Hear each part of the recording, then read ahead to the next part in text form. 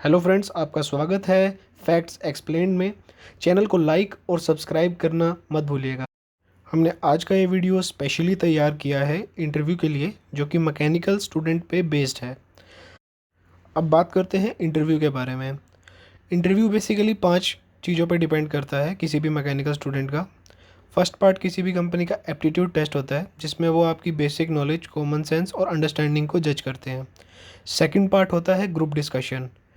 इसको जीडी भी बोलते हैं। फ्रेंड्स, अगर आप चाहते हैं कि मैं आपको जीडी के बारे में बताऊं कि उसमें बैठने का क्या तरीका होता है, किस तरह से आंसर देना होता है, क्या क्या टिप्स होती हैं, क्या ट्रिक्स हम जीडी में यूज़ करते हैं और किस तरह से हम जीडी को क्लियर कर सकते हैं, तो प्लीज़ मुझे कमेंट्स में बताइए। मैं इसके लिए एक सेपरेट वीडियो प्रिपेयर कर दूँगा। इसके बाद ज़्यादातर कंपनीज टेक्निकल क्वेश्चंस का राउंड लेती हैं, जो कि रिटन टेस्ट होता है। इसमें टेक्निकल क्वेश्चंस होते हैं जो कि मैकेनिकल से रिलेटेड होते हैं। तो अगर आप चाहते हैं कि मैं इसके ऊपर एक अलग से वीडियो बनाऊं कि किस किस तरह के क्वेश्चंस आते हैं और इनको किस तरह से विद इन टाइम ख़त्म करना है, तो आप मुझे कमेंट्स में बता सकते हैं। मैं इसके ऊपर भी एक सेपरेट वीडियो तैयार कर सकता हूं। इसके बाद होता है टेक्निकल राउंड, जिसमें टेक्निकल इंटरव्यू होता है। इसके बारे में ही आज हम डिस्कस करने वाले हैं। हमारा आज का जो ये वीडियो है, ये बेसिकली इस टेक्निकल इंटरव्यू पर ही बेस्ड है। इसके बाद विद इन द एंड एक पर्सनल इंटरव्यू होता है, जो कि एचआर कंडक्ट करते हैं। इसके अपने काफ़ी सारे रूल्स हैं और इसमें काफ़ी सारी चीज़ें ध्यान देने वाली हैं। तो अगर आप चाहते हैं कि मैं पर्सनल इंटरव्यू के बारे में आपको डिटेल में बताऊं, तो प्लीज़ मुझे कमेंट्स में बताइए। मैं आपको इसके ऊपर एक सेपरेट वीडियो बनाकर दूंगा। चलिए अब बात करते हैं पर्सनल इंटरव्यू के बारे में। मैंने पर्सनल इंटरव्यू को 5 पार्ट्स में डिवाइड किया है। इसका फर्स्ट पार्ट है इंट्रोडक्शन से। इंट्रोडक्शन में बेसिकली आपसे आपके बारे में पूछा जाता है। इसमें आपको अपने बारे में बताना होता है, अपनी अचीवमेंट्स के बारे में बताना होता है। इसमें आप अपनी ट्रेनिंग और प्रोजेक्ट्स के बारे में भी बताते हैं, जो आपने अपने करिकुलम में लिए हैं। अब फ्रेंड्स, ये एक ट्रिकी पार्ट है। आप अगर इंटरव्यूअर को अपनी ट्रेनिंग और प्रोजेक्ट्स के बारे में इंट्रोडक्शन में ही बता देते हैं, तो इसके पूरे चांसेस हैं कि वो आपसे अगला क्वेश्चन ट्रेनिंग्स या प्रोजेक्ट्स के बारे में ही करेगा। और क्योंकि आपको अपनी ट्रेनिंग और प्रोजेक्ट के बारे में सब पता है, तो ये आपके लिए बेनिफिशियल हो सकता है। इसके सेकंड पार्ट में वो आपसे कुछ बेसिक मैकेनिकल क्वेश्चंस पूछते हैं, जो कि कोर मैकेनिकल क्वेश्चन होते हैं। फॉर एग्जांपल, वो आपसे पूछते हैं स्ट्रेस क्या है, स्ट्रेन क्या है, इनके बीच में रिलेशनशिप। या फिर वो आपसे मैन्युफैक्चरिंग प्रोसेस के रिलेटेड क्वेश्चन पूछ सकते हैं। कास्टिंग क्या होती है, उसके डिफ़ेक्ट्स क्या होते हैं, मोल्डिंग क्या है, इंजेक्शन मोल्डिंग क्या है, इनके क्या डिफ़ेक्ट्स हैं, सिलेंडर हेड कैसे बनता है, कोई भी मैन्युफैक्चरिंग कंपोनेंट कैसे बनता है, रेफ्रिजरेटर कैसे काम करता है, या फिर फर्नेसेस कैसे काम करती हैं, हीट ट्रीटमेंट प्रोसेस क्या होती है, उसकी वेरियस टाइप्स क्या होती हैं, बॉयलर्स कितनी तरह के होते हैं। इस तरह के बेसिक क्वेश्चन वो आपसे पूछ सकते हैं।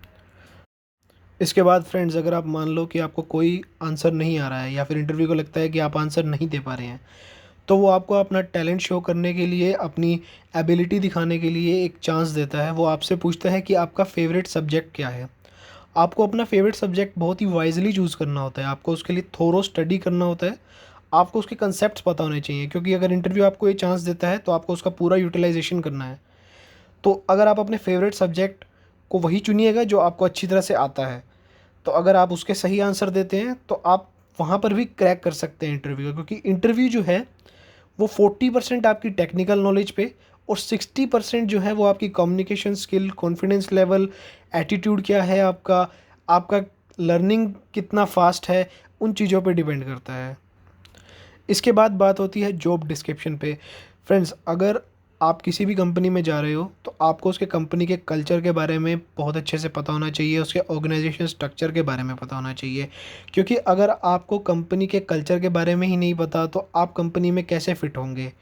या फिर अगर आपको अपनी जॉब डिस्क्रिप्शन के बारे में नहीं पता, मान लीजिए अभी जॉब की हायरिंग चल रही है क्वालिटी इंजीनियर की, और आपका इंटरेस्ट है पार्ट्स बनने में, देखने में, मैन्युफैक्चरिंग में, प्रोडक्शन में इंटरेस्ट है, तो अब आप इंटरव्यूअर आपसे पूछता है क्वालिटी के बारे में, लेकिन आपका इंटरेस्ट मैन्युफैक्चरिंग में है, तो आप वहीं पे आपका फेस एक्सप्रेशन से या फिर आपकी टोन से पता चल जाता है कि आप इंटरेस्टेड नहीं हैं। तो इसलिए अपने जॉब डिस्क्रिप्शन को अच्छे से पढ़ कर जाइए और कंपनी के बारे में जितना हो सके उतना रिसर्च करके जाइए। क्योंकि इंटरव्यूअर भी ये चीज़ देखता है कि आप कंपनी में आने के लिए कितने इंटरेस्टेड हैं, आपने कितनी रिसर्च की है कंपनी में आने के लिए। इसके बाद वो बेसिकली आपसे सिचुएशन बेस्ड क्वेश्चंस पूछते हैं। ये वो क्वेश्चंस हैं जो कंपनी में कोई भी इंटरव्यूअर अपने डे टू डे लाइफ में एक्सपीरियंस करता होगा, या जो उसको कंपनी में इश्यूज़ मिलते होंगे। ये किसी भी तरह का क्वेश्चन हो सकता है। जैसे एक छोटा सा क्वेश्चन ये है कि अगर मान लीजिए आप कंपनी में काम कर रहे हैं और आपको एक सेफ्टी इशू मिला है और दूसरी तरफ आपका फंक्शनल इशू है जिससे लाइन रुक रही है, तो आप किसको प्रायोरिटी देंगे? अब ऑब्वियसली इसका आंसर है सेफ्टी इशू।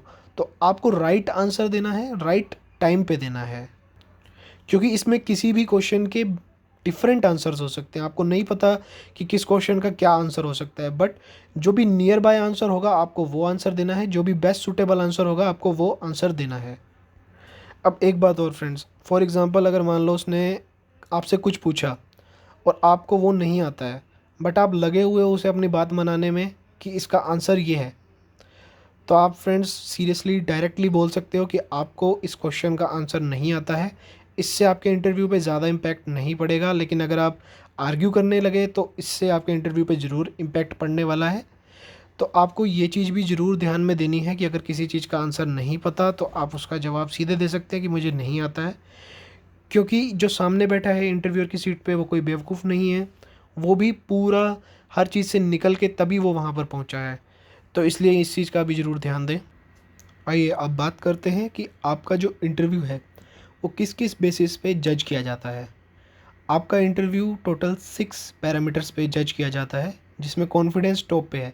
आपका कॉन्फिडेंस लेवल हाई होना चाहिए, क्योंकि कंपनी में आने के बाद आपको कई सारे प्रेजेंटेशंस देने पड़ते हैं, आपको बहुत सारे लोगों के साथ डील करना होता है, आपको बहुत सारे लोग सुपर पास करने की कोशिश करेंगे और कितने ही आपके सीनियर्स हैं जिनके ऊपर के पोजीशन पे आप आते हैं। तो आपका कॉन्फिडेंस लेवल सुपर हाई होना चाहिए। आपकी नॉलेज बहुत अच्छी होनी चाहिए, ताकि कोई भी कंपनी में आपको फुलिश ना बना सके, आपको बेवकूफ़ ना बना सके। आपका एटीट्यूड लर्निंग होना चाहिए। अब फ्रेंड्स अगर मान लो आपने इंटरव्यू में कोई भी आंसर अच्छी तरह से नहीं दिया है और आपको टेक्निकल नहीं आता है कुछ भी, तो फिर भी चांसेस है कि कंपनी आपको हायर करेगी। क्यों? क्योंकि आपकी लर्निंग एटीट्यूड है। दैट मीन्स कि कंपनी को लगता है कि अगर हम वो आपको हायर करेंगे तो वो आपको सिखाएंगे तो आप जल्दी सीख जाओगे। तो लर्निंग एटीट्यूड होना बहुत ज़रूरी है। इसके अलावा आपका बिहेवियर कैसा है? आप रूड तो नहीं हैं? अगर मान लीजिए अब उन्होंने बताया है कि कंपनी में XYZ फॉर्मेट फ़ॉलो करना है रिज्यूमे के लिए, आपने दूसरा फॉर्मेट फ़ॉलो कर दिया, आप केयरलेस तो नहीं हैं, आपका एटीट्यूड कैसा है, ये सब भी मैटर करता है। अब जो मेन चीज़ मैटर करती है कि आप कंपनी के टुवर्ड्स कितना लॉयल हैं। फॉर एग्ज़ाम्पल आप कंपनी को जॉइन करते ही तो छोड़ नहीं देंगे, तो इस तरह की चीज़ें भी मैटर करती हैं जिनके बेसिस पे आपका इंटरव्यू जज किया जाता है। तो फ्रेंड्स अब बात करते हैं कुछ टिप्स के बारे में जो आपको इंटरव्यू क्रैक करने के लिए बेनिफिशियल हो सकती हैं। हमारी पहली ट्रिप है इंटर्नशाला। इंटर्नशाला वेबसाइट और ऐप के बारे में तो आप सब जानते ही हैं। इसमें आपको इंटर्नशिप्स ऑफ़र होती हैं जिनके बारे में एक ब्रीफ डिस्क्रिप्शन दिया होता है कंपनी की तरफ से, और साथ में कि उनको क्या रिक्वायरमेंट हैं वो सब भी उसी में मेंशन होता है। अब इसमें फ्रेंड्स बेनिफिशियल ये भी आपके लिए, कई बार ये इंटर्नशिप्स जो हैं वो पेड होती हैं, तो आपको इंटर्नशिप करने के लिए पैसे भी मिलते हैं जो कि आपके लिए बेनिफिशियल है। अब फ्रेंड्स ये क्यों बेनिफिशियल है? अब जनरली हर कॉलेज में 7th सेमेस्टर के बाद एक ट्रेनिंग लेनी पड़ती है जो कि 6 मंथ्स की होती है। तो अब कोई भी कंपनी उस एम्प्लॉय को लेना चाहेगी या उस स्टूडेंट को लेना चाहेगी जिसने ये 6 मंथ की ट्रेनिंग अंडरगोन करी है, जिसके पास एक इंडस्ट्रियल एक्सपीरियंस है, एक इंडस्ट्रियल एक्सपोजर है। तो आप फ्रेशर से एक लेवल वहाँ पे ऑटोमेटिकली अप हो गए। तो ये बहुत ही इम्पोर्टेंट है। इसके अलावा हमारी दूसरी टिप ये है कि अब जैसे मान लीजिए आपका कॉलेज है और उसके आसपास 10 और इंजीनियरिंग कॉलेज हैं जो मैकेनिकल में ही इंजीनियरिंग करवा रहे हैं, तो आप उनके टीपीओ को फेसबुक पर, इंस्टा पर, जहाँ पर भी वो लोग हैं उनको फॉलो कीजिए। क्योंकि क्या होता है कि पूल कैंपस ड्राइव जब होती हैं, पूल कैंपस ड्राइव क्या होती हैं, जब बहुत सारे कॉलेज एक कैंपस में आके जॉइंट कैंपस ड्राइव लेते हैं, जहाँ पे सारे कॉलेजेस का इंटरव्यू एक ही कॉलेज में होता है। तो इसकी इन्फॉर्मेशन टीपीओ अपने फेसबुक पेज पर या कॉलेज के ऑफिशियल पेज पर अपलोड करते हैं। तो इससे आप अपडेटेड रहेंगे और आपका कोई भी पूल कैंपस ड्राइव कभी भी छूटेगा नहीं।